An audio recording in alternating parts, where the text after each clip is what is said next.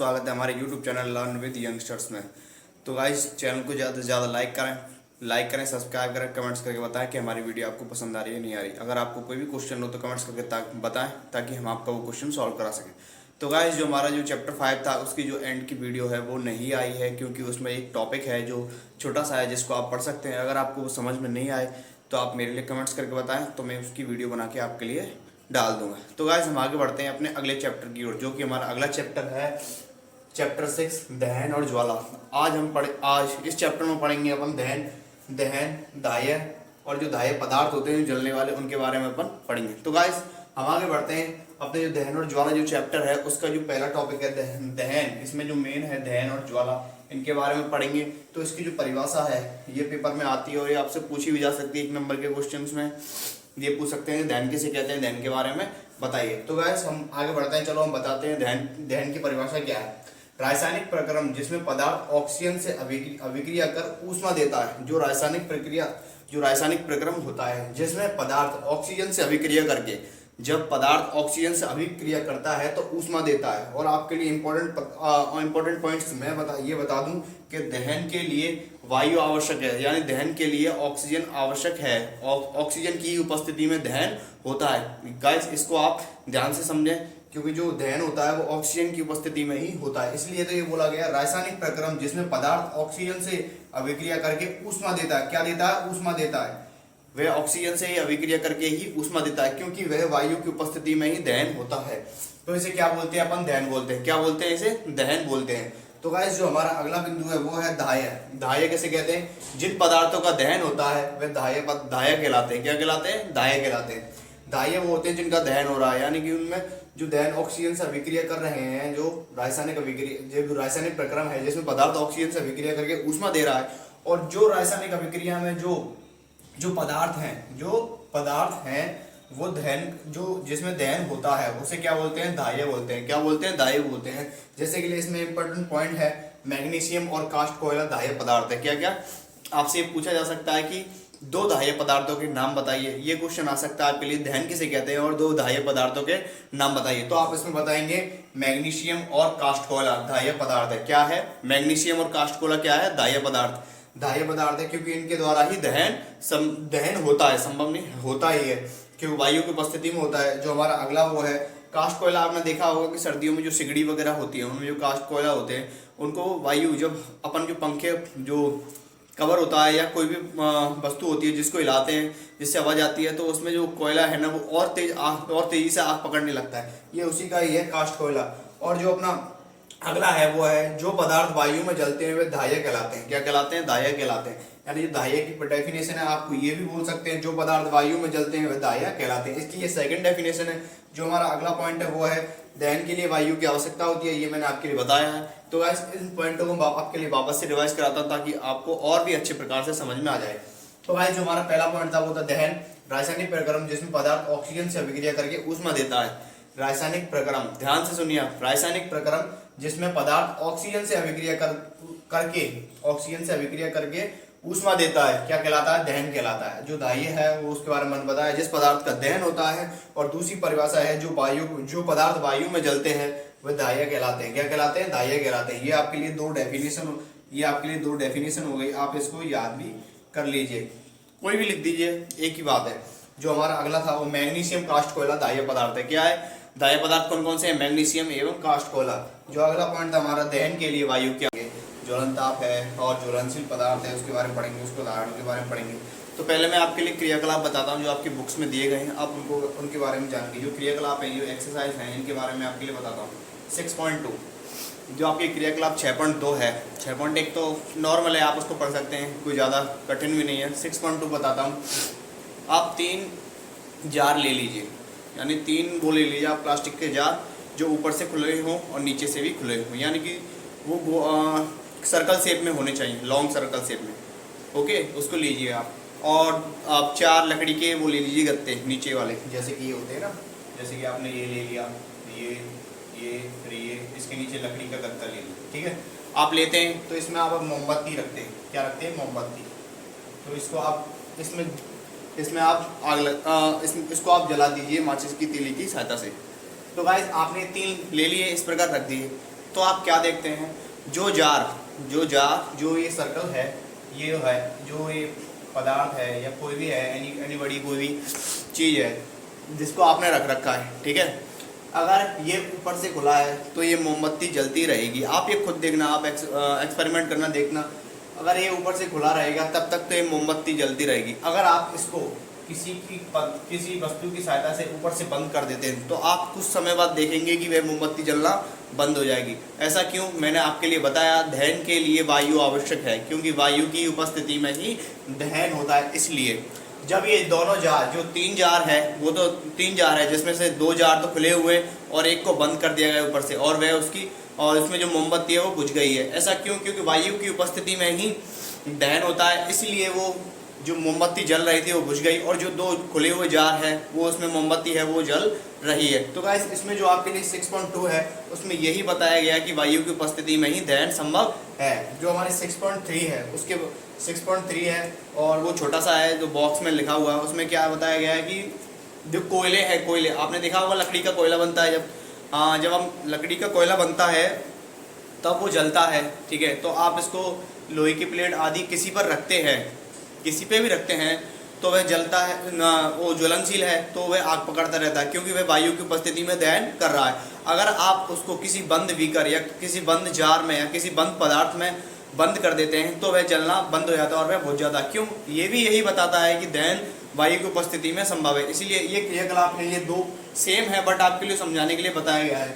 जो हमारे जो 6.4 है जो क्रियाकलाप है, उसमें क्या है कि आप एक कागज़ का कप बनाते हो। क्या बनाते हो? कागज़ का कप बनाते हो, और उसको ऊष्मा देते हो, यानी किसी की सहायता से, यानी गैस स्टोव पर आदि पर मोमबत्ती को जलाकर आप इस प्रकार भी कर सकते हैं। जैसे कि ये है मोमबत्ती ले ली आपने, ये जला दिया, और इसमें आप कप बना लेते हो ये, ठीक है। इसमें आप यहाँ तक जल भर लीजिए 50 ml तक।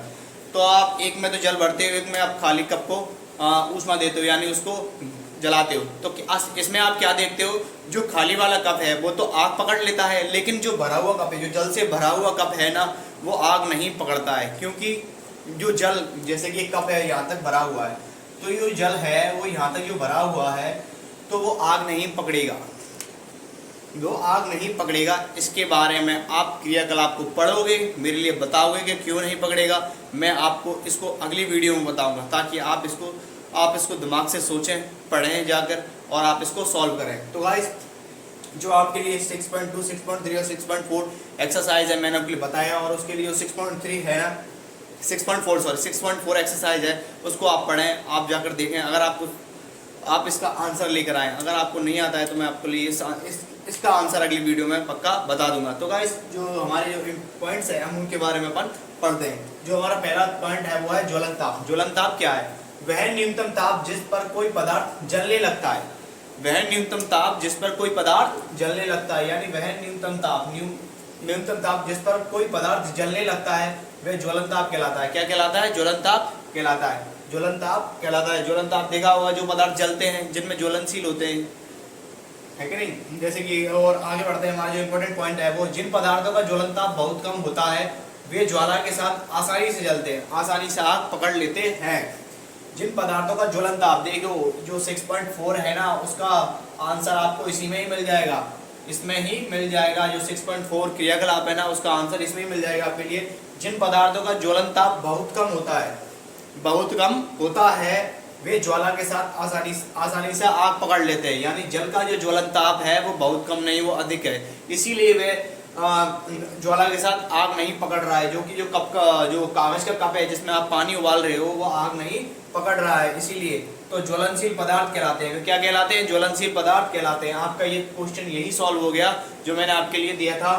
जिन पदार्थों का ज्वलनताप बहुत कम होता है वे आग पकड़ते हैं, और जिन पदार्थों का ज्वलनताप बहुत अधिक होता है वे आग नहीं पकड़ते, वे ज्वलनशील पदार्थ नहीं है, आग ज्वलनशील पदार्थ कहलाते हैं। जैसे उदाहरण के लिए है पेट्रोल, इनका जो ज्वलनताप है वो बहुत कम होता है। अल्कोहल में भी आपने आग लगते हुए देखा होगा।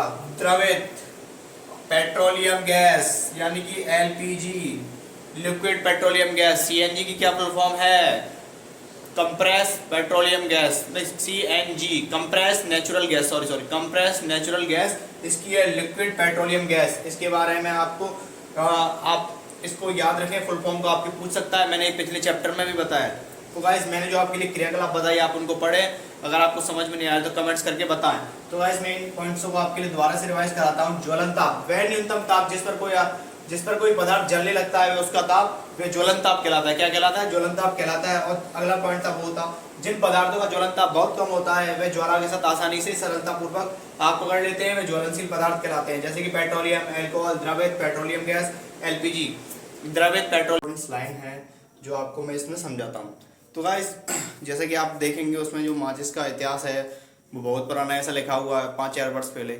तो गाइस जैसे कि मिस्र में एक गंधक से निर्मित लकड़ी की चीड़ थी, उसको माचिस के रूप में यूज किया गया था। उसके अकॉर्डिंग तो ये इम्पोर्टेंट्स हैं, पॉइंट है, मैं आपके लिए उनके बारे में बताता हूँ, आप उसको पढ़िए ध्यान से।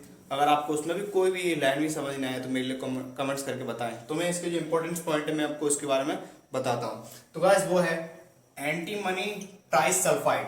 इसमें क्या क्या था? एंटीमनी ट्राइसल्फाइड, पोटेशियम क्लोराइड, क्या? पोटेशियम क्लोराइड, श्वेत फास्फोरस का मिश्रण। जब इसे खुरदरी सतह पर रगड़ा जाता है तो घर्षण की ऊष्मा के कारण श्वेत फास्फोरस जल उठता है। यानी जो माचिस होती है अपनी एंटीमनी ट्राइसल्फाइड और पोटेशियम क्लोराइड, सॉरी गाइस मैंने गलती से बोल दिया, ट्राइसल्फाइड है ये। एंटीमनी ट्राइसल्फाइड और पोटेशियम क्लोराइड श्वेत फास्फोरस का मिश्रण है, जो कि है माचिस है जो बनी होती है, जो उस पर जो उचित लकड़ी होती है जिसको गोंद की सहायता से जो इनका मिश्रण होता है, एंटीमनी ट्राइसल्फाइड, पोटेशियम क्लोराइड और श्वेत फास्फोरस का जो मिश्रण होता है उसे गोंद की सहायता से जो लकड़ी पे चिपकाते हैं अपन माचिस की पे, और उसको जब अपन खुरदरी सतह पर रगड़ते हैं तब जो श्वेत फास्फोरस होता है, जो श्वेत फास्फोरस का मिश्रण होता है, खुरदरी सतह पर रगड़ते हैं, जब उसकी संपर्क सतह को रगड़ा जाता है, जब माचिस को अपन रगड़ते हैं तो श्वेत फास्फोरस जल उठता है। तो गाइस जो पहले की जो माचिस थी उसमें कुछ उसमें बाद में चेंज किया गया कि जो कुछ उसमें थे कुछ ऐसे पदार्थ थे जो हमारे लिए घातक साबित हो रहे थे, तो कुछ समय बाद उसमें चेंज किया गया। जो आजकल एंटीमनी ट्राइसल्फाइड तो है और पोटेशियम क्लोराइड भी है, लगा रहता है, लेकिन रगड़ने वाली जो सतह होती है ना, चूर्णित कांच एवं थोड़ा सा उसमें लाल फास्फोरस होता है। क्या होता है? आपने माचिस देखी होगी, जब उसकी जो रगड़ने वाली सतह है वो लाल लाल सी होती है, लाल लाल सी रहती है, नहीं रहती? रहती है। तो उस पर क्या लगा होता है? चूर्णित कांच, यानी चूर्णित कांच होता है, यानी उस पर छोटे छोटे मिनिमम यानी जो छोटे छोटे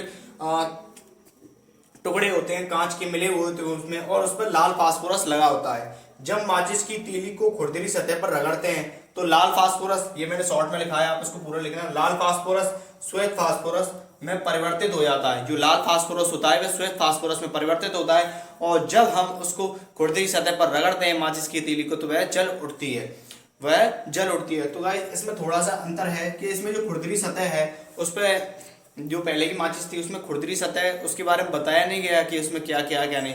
जो आजकल की जो हम जो डेली बेसिस में जो माचिस अपन यूज कर रहे हैं उसमें बताया गया है कि पदार्थ तो वही है, बट उसमें चेंज कर दिया गया है कि उसमें जो श्वेत लाल फास्फोरस और चूर्णित कांच है जो रगड़ने वाली सतह पर वो लगा दिया गया है, जिससे लाल फास्फोरस होता है वो ज्यादा घातक साबित नहीं होता हमारे लिए, यूजर्स के लिए। लेकिन जो पहले था उसमें श्वेत फास्फोरस जब जलता था, दहन करता था, तो वह उद्योगों आदि हमारे लिए भी घातक साबित होता था। इसको देखते हुए उन्होंने चूर्णित कांच एवं जो थोड़ा सा लाल फास्फोरस है उसको मिक्स करके रगड़ने वाली सतह पर लगाया। जब माचिस की तीली को खुरदरी सतह पर रगड़ते हैं तो लाल फास्फोरस श्वेत फास्फोरस में परिवर्तित हो जाता है, जिसके कारण वह प्रज्वलित यानी जल उठता है।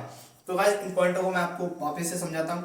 एंटीमनी ट्राइसल्फाइड, पोटेशियम क्लोराइड श्वेत फास्फोरस का मिश्रण है, इसको खुरदरी सतह पर रगड़ते हैं तो घर्षण की ऊष्मा के कारण श्वेत फास्फोरस जल उठता है, जो कि कुछ समय तक तो ये जो माचिस थी वो सही चली, लेकिन इसकी जो उसके हानियां होने लगी तो इसको भी परिवर्तित कर दिया गया, जो कि इसमें किया गया। जो आजकल की माचिस एंटीमनी ट्राइसल्फाइड और पोटेशियम क्लोराइड तो है, उसमें श्वेत फास्फोरस भी है, लेकिन जब जो रगड़ने वाली सतह है उस पर चूर्णित कांच और लाल फास्फोरस होता है, जिसके कारण वह जब खुरदरी सतह पर रगड़ते हैं तो वह जल उठता है। तो गाइस आपसे ये पूछा जा सकता है कि माचिस पर कौन कौन से पदार्थ होते हैं, रासायनिक पदार्थ होते हैं, तो आप बताएंगे एंटीमनी ट्राइसल्फाइड, पोटेशियम क्लोराइड रगड़ने वाली, और उसमें श्वेत फास्फोरस होता है, और जो रगड़ने वाली सतह होती है उस पर चूर्णित कांच एवं थोड़ा सा लाल फास्फोरस लगा होता है। जब माचिस की तीली को खुरदरी सतह पर रगड़ते हैं तो लाल फास्फोरस श्वेत फास्फोरस में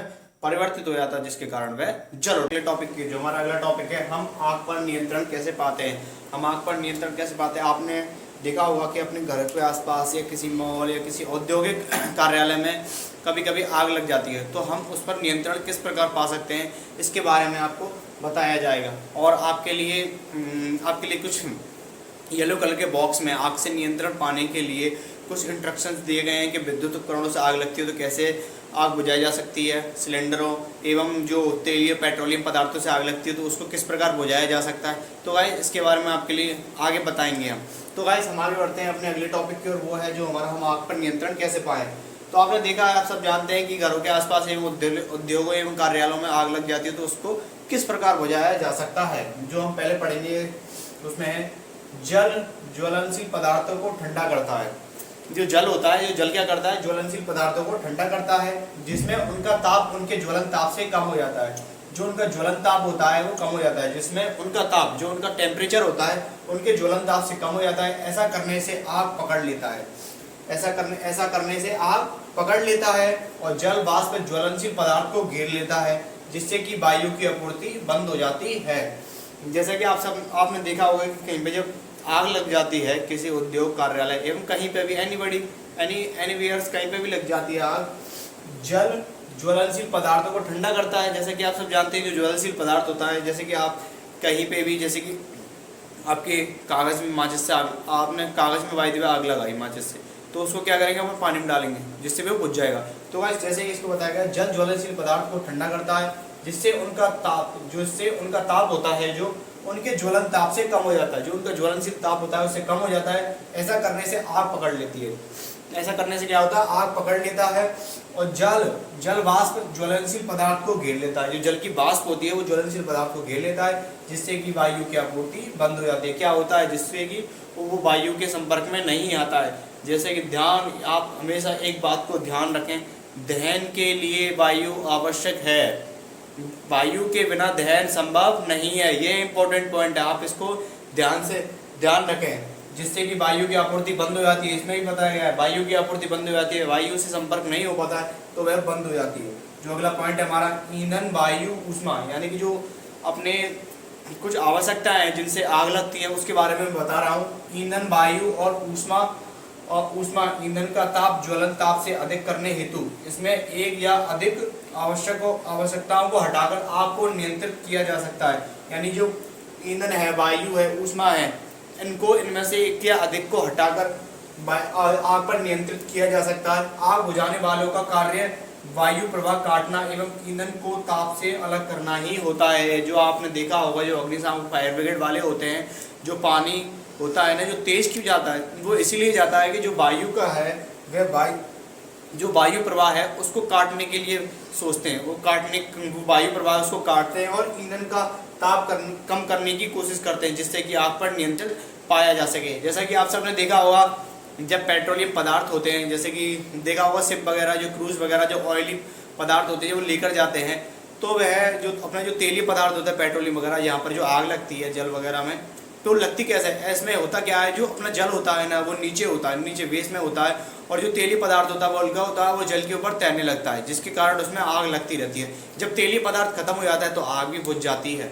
तो गाइस आप हमेशा ये देखोगे, आप देखना, जैसे कि कोई कैरोसिन का तेल लेना, क्या रहेगा, कैरोसिन का तेल लेना एक पात्र में, किस में भी ले लेना, तब आप उसमें पानी करोगे ना, तो पानी करने के बाद जब आप उसमें पानी डालोगे तो पानी डालने के बाद जो कैरोसिन तेल है वो तेल है जो पानी की परत के ऊपर आ जाएगा, जब आप माचिस की तीली या कोई अग्निशामक यंत्र है उसके संपर्क में ले जाओगे तो वो जलने लग जाएगा। यही कारण है, जैसा कि आप सब देखते हैं।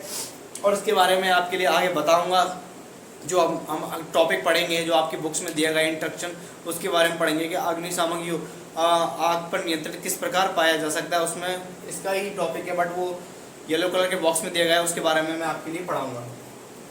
हम आग पर नियंत्रण कैसे पाते हैं इसके बारे में आपको दोबारा से समझाता हूँ। जल ज्वलनशील पदार्थों को ठंडा करता है, जिससे उनका ताप उनके ज्वलन ताप से कम हो जाता है। उनका ताप होता है उनके ज्वलन ताप से कम हो जाता है। ऐसा करने से आग पकड़ लेता है।